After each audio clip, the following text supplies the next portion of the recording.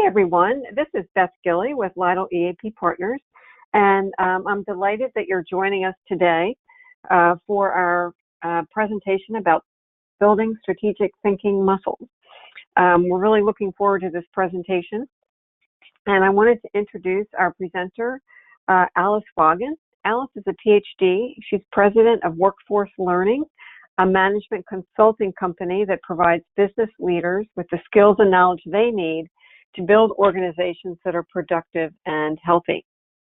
Dr. Waagen is passionate about helping her clients and strives to make every engagement produce tangible value by helping business executives discover better, faster, and more efficient ways to lead their workforces to business success.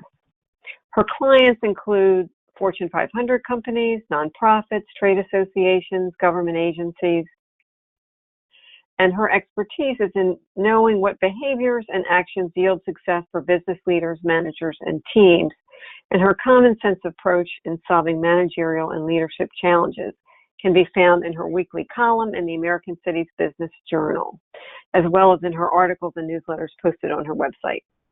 Dr. Waagen is a PhD in education from Pennsylvania State University, which I know is probably a really good thing for all of our Pennsylvania folks joining us on this call. And Alice gives back to the community, and she volunteers with the Smithsonian American Art Museum as a video conference instructor, and she's a quilter. So I want to welcome you, Alice, and looking forward to learning more about this strategic thinking. All right. Well, thank you, Beth. Thank you very much, and welcome everyone to this very brief presentation on a subject that I could go on forever on. I do full-day workshops in strategic thinking. I did a 90-minute workshop last week, so when Beth challenged me to do 30 minutes, I said, well, I'm just going to talk really fast. So since none of you know my rate of speech, this is a little faster. Before we jump in, let me just share with you how I'd like you to get engaged in this presentation. You should see somewhere on your screen two options: a question box and a chat box. If you have a question for me, you can put it in the question box, and Beth and I will see those only. The rest of the audience will not. I might elect to not immediately answer it if there's a question that will be answered in the upcoming presentation. If not, I will also leave some time at the end, about 5 minutes at the end, to field questions. So you can definitely question. I love getting good questions. But the other thing, you'll see the chat box. Occasionally, I'm going to ask your opinion or some ideas about what you're thinking. You type into that, and the entire audience will see it. And I think this is a wonderful learning tool, because you'll not only will gather information in this half hour from me, you'll get some tips and ideas from other people who are on the presentation this afternoon. So with that, let me go ahead and jump in and get us started. All right. Okay, how am I distilling this down to just the 30 minutes? Basically, we're going to say, what is strategic thinking and why is it so important? It is one of the most top topics I'm asked to speak about and to provide workshops these days, and I'll share with you my point of view. And again, I'd like to hear from you all why this is a burning issue. Then we're going to talk about barriers. If this is so critical, why is it we're not doing more of it? And why is it a burning issue? And then lastly, I'm going to give you some very, very concrete practical tips of 5 things you can do to increase your ability or the ability of your staff, if you're in a leadership position, to be doing more of this thinking ahead and looking ahead. The title of this presentation, Building Muscles, is an analogy that I find very apt, and we're going to talk about this more in a few minutes. The bottom line is this: if you don't think strategically on a regular basis, you kind of lose your ability to do it. Just like if you don't use a muscle, it atrophies, you can atrophy your ability to think strategically. So that is definitely a critical issue why we want to be able to do this. So let's jump into the what. What is strategic thinking? I've looked at millions of definitions out there, some of them simple, others very convoluted. But basically, forward thinking, future thinking. It's thinking where you are projecting out into the future to see what's out there that you need to be paying attention to. Now, the second bullet there, I think, it really gets to some of the issues. A way of thinking, a mindset that looks at things and sees connections, patterns, repetitions that can be extrapolated going forward. Somebody who is good at strategic thinking basically says, I see A today and B today and C today. And when I look at those together and I look at their interactions, their patterns, I know that D tomorrow is going to affect us, and D tomorrow may not be a good thing. So, a good strategic thinker may be looking at the business plan for the organization, looking at economic forecasts, looking at the political front, looking at regulators, and then they have that wonderful ability to piece that all together and say, okay, something's coming at us we have to deal with. Now, the third bullet here, I think, is one of the most important reasons to be looking at this, and that is, in the last number of years, I don't know if any of you, I'm a nut for the neurological brain research that's going on out there in the last, 5-10 years or more. Advances in functional MRIs have allowed all kinds of researchers to look at brain functioning while people are doing different activities. A number of the studies I've looked at, when they put somebody in activities that are strategic and forward thinking, and then they put them in tactical work, the brain fires in different areas. So therefore, it's a cognitively exclusive mindset, which is a big word of saying, if you're knee-deep in a meeting in the weeds doing tactical work, you cannot be thinking strategically. You kind of have to stop, and I'm sure you've even heard or said this at meeting, we have to stop and pull our heads out of the weeds to get anything done looking forward. You can't juggle the two things in your mind at the same time. They call for different brain processing. So keep that in mind, because again, this is why you got to build those muscles, because if you're not consciously switching your mental model and how you're thinking, you go into default mode. And if for you in your jobs, and most of you in your jobs in HR, default mode day by day is tactical. What's happening today?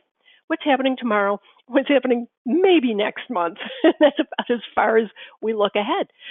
So keep that in mind, because when we get to what we're going to do to fix this, we're going to talk more about how to really build in this whole issue of strategic thinking. Now, here's my first opportunity to hear from you. Go into the chat box. Do you have any other ways you look at strategic thinking, or you define strategic thinking? Go ahead and just type out your words and share it. Let's expand on what I'm sharing with some of your thoughts. How do you define strategic thinking in your organization, or just in the way that you work? All right, so while folks are doing that, I will go ahead and talk about our next key point here, which is why. If this is the what, why? Now we're going to spend some time here too. In my work, I do executive coaching, I do workshops and seminars, I do some planning work with organizations. And I will share with you, starting around a year ago, I was getting more and more requests for strategic thinking, and it would go like this. I'd get a phone call from a CEO or an SVP of HR saying, can you come in and do some coaching with some of our leaders? They're really not thinking strategically. Or can you come in and do a leadership development seminar or workshop? And so I began to say, what's going on? Why is this thing that's been out there forever now raising its ugly head? Well, it's maybe not an ugly head, that's not a good way to say it, but why is this becoming a burning issue today that I'm not really seeing in the, dare I say, more than 20 years I've been running my business? It's really never come up with the criticality that I see today. So these are some of the reasons I have come up with, I've heard of. Number one, this whole concept of disruptors. That's a term that has come out of the technical world, the IT world, but it really applies across the board. Some of the examples of industry disruptors I have heard of, you've probably read about too, is obviously a ride sharing. What Uber, Lyft, and others have done to the taxi industry is pretty much upended it overnight. A statistic I read the other day, which I thought was amazing, I may get the numbers wrong, but you get the gist, that Airbnb in 1 year put on the market more hotel rooms than Marriott had done in the past 20 years. So what happens in our industries, if we're not looking ahead, is things can come up out of the blue that aren't just going to be annoying or irritating. They can literally destroy the business. I think a disruptor for us in HR was the #MeToo movement. I know myself, my HR colleagues for decades have been talking about sexual harassment, doing workshops, getting policies out there, and, doing the best you can. And I think it's a great example that we are not seeing as much of an impact on the corporate world than we're seeing in other industries. But nobody saw that coming. It came out of the blue. And for some, for the Hollywood set, for entertainment, and for the sports world, it is a disruptor. Anyway, enough on that. It's fuel for strategic planning. I know many organizations do strategic planning. I know many HR units do strategic planning. It's one thing to go off and put together a strategy of where you see the organization going, but if you come back and don't marry that with regular ongoing strategic thinking, it becomes, honestly, in many cases, a dead document. So how do we continue to look ahead so that we can back to the plan and say, well, we put this in the plan 6 months ago, it's not relevant anymore. Let me highlight just a couple more on here. Let me go to the last one. Research shows it's a critical motivator. Again, there's been a lot of research and writing in the last few years on employee engagement and motivation. Some, my guess is many of you on the call have heard of, read, or seen the TED Talk by Dan Pink, his book Drive. One of the big drivers for motivation in his research was a sense of purpose, knowing that I am doing meaningful work. Well, to be able to look ahead and see what I'm doing and how it is meaningful and purposeful is an incredibly important thing. Without future thinking, people can get mired in their work they're doing is outdated, obsolete. I don't see where it's going. I don't see how it's advancing the cause, the mission, the organization. And lastly, I will make this more direct. I think the why for strategic thinking for HR professionals, and this is my opinion, but I feel strongly about it for, wow, has it been more than a decade? I think it has. We've talked about HR getting a seat at the table, HR having a voice in the C-suite, HR being involved in the strategic decisions at the highest level to ensure that the people side of business, the human side of business, is adequately addressed. In my observations over the years, HR has occasionally gotten a seat at the table and lost the seat at the table because they're not allowed to, or they're not exercising strategic thinking muscles. So an HR person who's predominantly doing tactical thinking and tactical planning is at risk of, again, having disruptors and things come down that affect the business. Senior leaders say, why didn't you guys tell us this was coming? Why didn't you prepare us for it? And the answer is, really, haven't spent much time looking ahead. So I'm not seeing a lot of participation out there. I would hope that you would also, at this point, share either your definition of strategic thinking, or at this point, we can even say, share with me some of your whys. Why are you on this webinar today? Why is this an important issue for you? Again, I'm hoping for you to learn as much from each other as from me. So if you all just, hands on keyboards. I do know sometimes people are accessing with mobile devices, and that makes it a little bit more difficult, but if we can get even just a few replies to that, that would be great. All right, so our third concept or thing we want to talk about today is, if this is so important, why are we not doing a better job? And again, in my last few years of really looking, helping organizations deal with this issue, these are some of the things that I have found are the real main barriers for really getting people to think strategically. And the first bullet is the number one issue. I hear this over and over. I see it over and over. Everybody is walking around all day and many times all night with a mobile device in their hand, their iPhone, their phone, whatever. And what's coming across those devices are blips and blings and alerts that are bringing you into the present moment of today. They may be updates, they may be text messages from the boss, they may be email messages or whatever. It is like we are tethered mentally to the present state. Generally speaking, what we're getting on our mobile devices are notifications and notices to do something now. They're not, rarely would it be, let's say, a text message, go look at a trend analysis report. They're much more pulling it in. And again, if you go back to the point I made earlier about a cognitively directed mindset, if you are always having a device go off, pulling you into the tactical, it literally is going to prevent or block you from being able to think strategically. So, and that's a change. That is a change from the last 10 years. And that could be the reason I'm sort of thinking aloud why this is now becoming much more of an issue because of the prevalence of the mobile devices. I think back in my career many decades ago, I've been at this a long time. Before mobile devices, I think people had more mental bandwidth to sit back and think that they're just simply not getting now. Now, the second bullet for me, I should have put these as numbers, not bullets, I think is the second most critical reason. Many, if not most, of our traditional business metrics and measures that we are being held to are based on the short term. Mostly they're going to be monthly and quarterly reporting. And that's as much tied into how we run our businesses financially, if they're publicly traded and board meetings and whatever and whatever and whatever. We track the current state.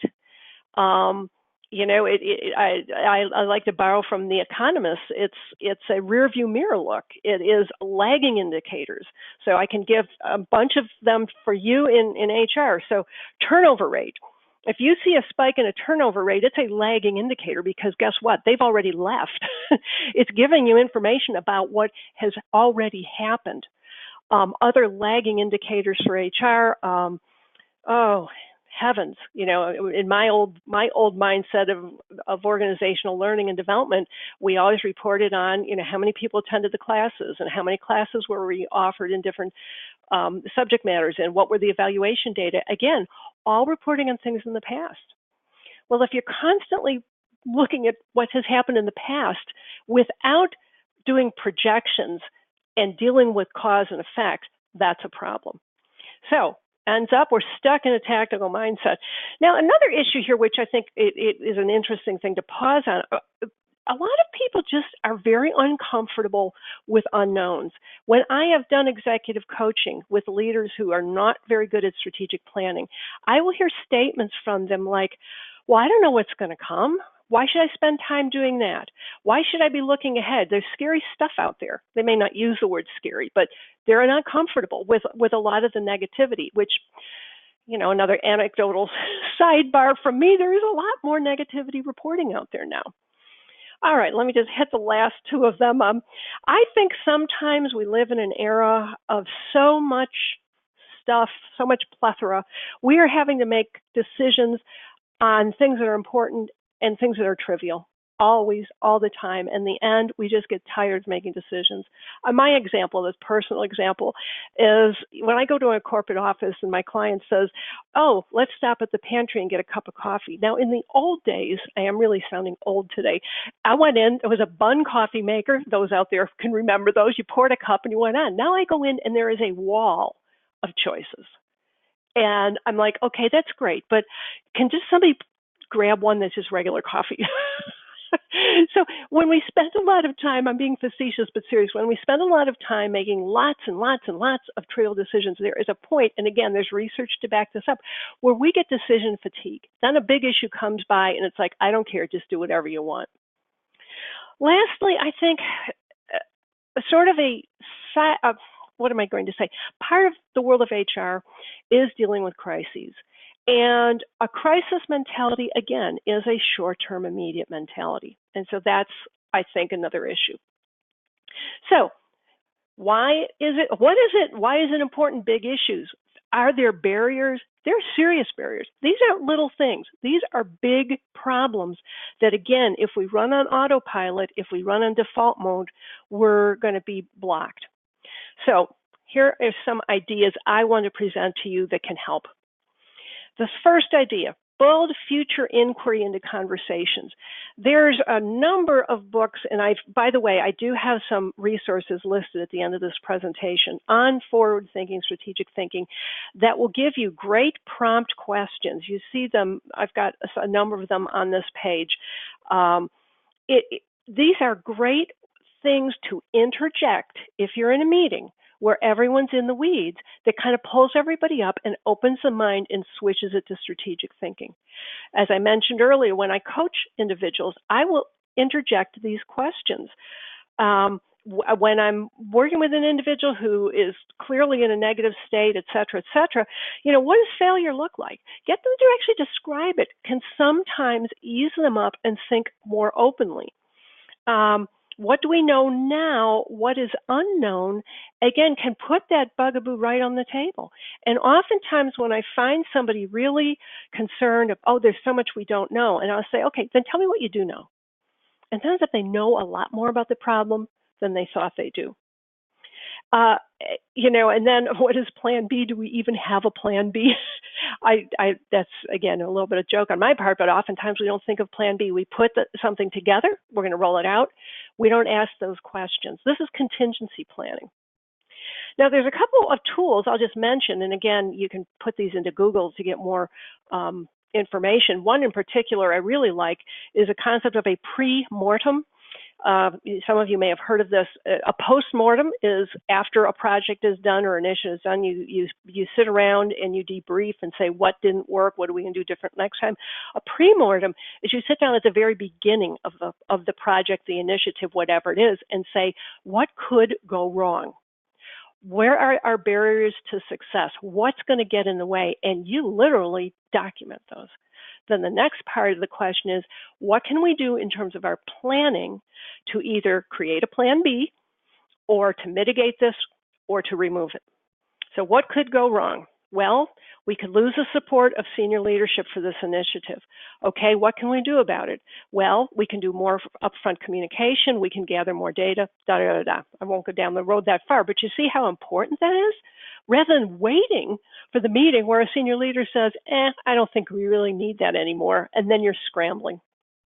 Another one is it's used but not used effectively in my experience is the SWOT analysis. Great brainstorming tool, SWOT, strengths, weaknesses, opportunities, and threats. It's a great strategic thinking tool because when we look at strengths and weaknesses, we're looking at the current state of our organization. Where are we strong? Where are we not?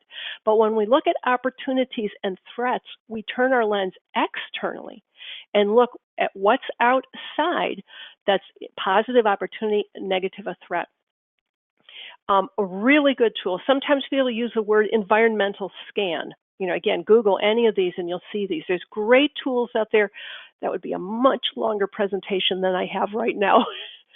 So let's go through the rest of these and then I will field questions from you. Big one.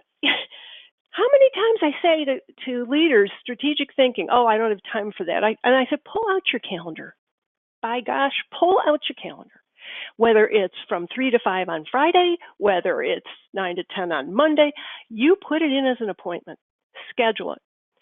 Shut the door, turn off the phone, and do it. Otherwise, it's not going to be done. Now, marry that with number 2. Establish a source. Sources for trend analysis and forecast. Where are you going to go? You can put in trends in HR in Google. You can put in business trends. Forbes magazine does a great trend list at the beginning of the year.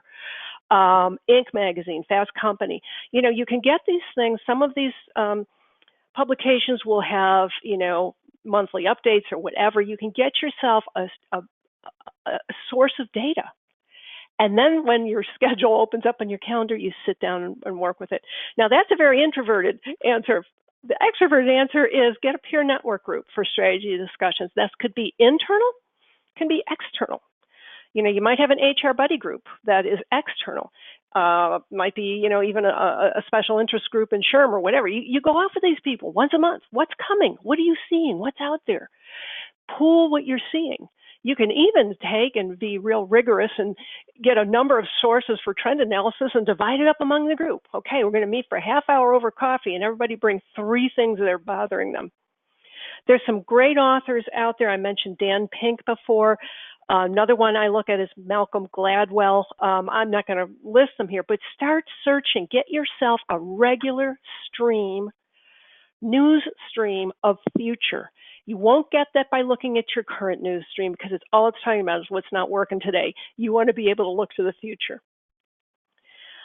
All right, so that constitutes my flyby of this topic.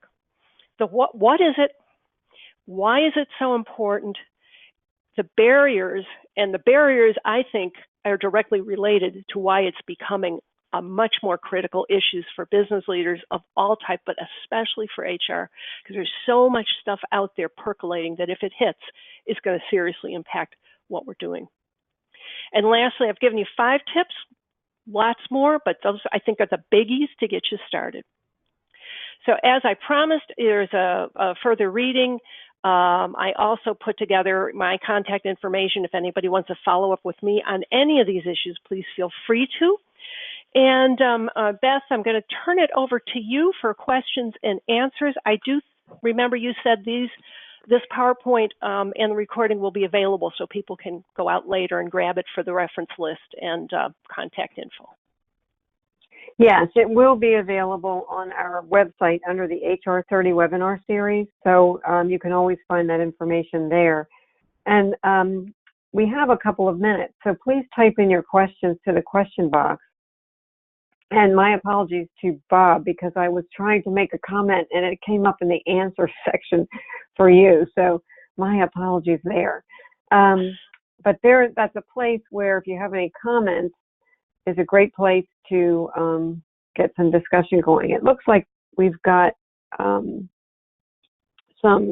comments there, Alice, in the question box. Yes, I'm looking at them now. Let's see, Bob. While you're looking, can I ask you a question while we're looking? Sure.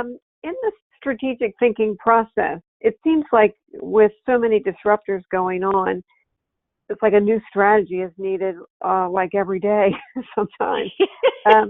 Yes. How often do you recommend that people really take a serious time out to really look and reevaluate strategy? And are you finding that people are changing strategies quickly now?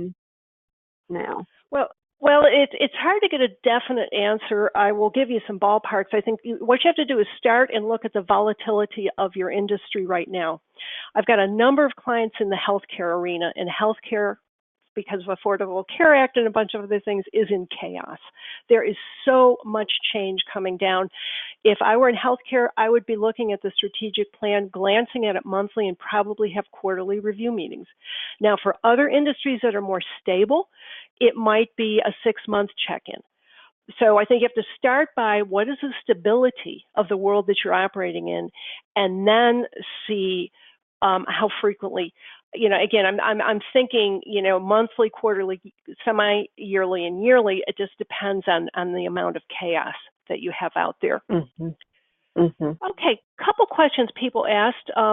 Alicia said, I'll be taking on a new management role and would like to learn helpful tips on how to think strategically. Again, Alicia, I've got some references in this PowerPoint slide that are great starts. There's one gentleman in particular, if I can go back up. Ron Horwath has written a couple of really good books on strategic thinking. I would start there. Honestly, go into something like TED Talks and do a search on strategy. There's some brilliant thinkers out there. But also look for some practical tips, because I think that's sometimes where these authors don't get us really grounded enough. It's like lofty stuff, but not practical. Okay, and Noreen says, how can strategic thinking be taught to those tactical thinkers? Noreen, what I like to do is get them to use some of the tools that I mentioned earlier, is get them to roll up their sleeves. You cannot do a good SWOT analysis if you're thinking tactical. You can't, you just can't do it. So these tools force you into it. Some of this open inquiry questions, making people sit down and think and answer them, it gets them into it. And that's where I think the real training part of it is to get people to turn on that part of their brain before it atrophies and to get to use it.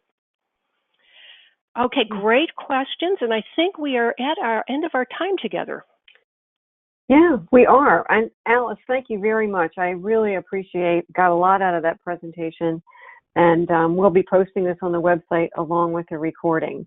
And each of you will also be receiving a request for some feedback, and we really appreciate any feedback you can provide us. And we look forward to seeing you next month when our topic will be emotional intelligence. So look forward to seeing you then. Okay, thanks so much, and thanks for all your insights, Alice. Great, thank you. Okay, bye-bye. Bye.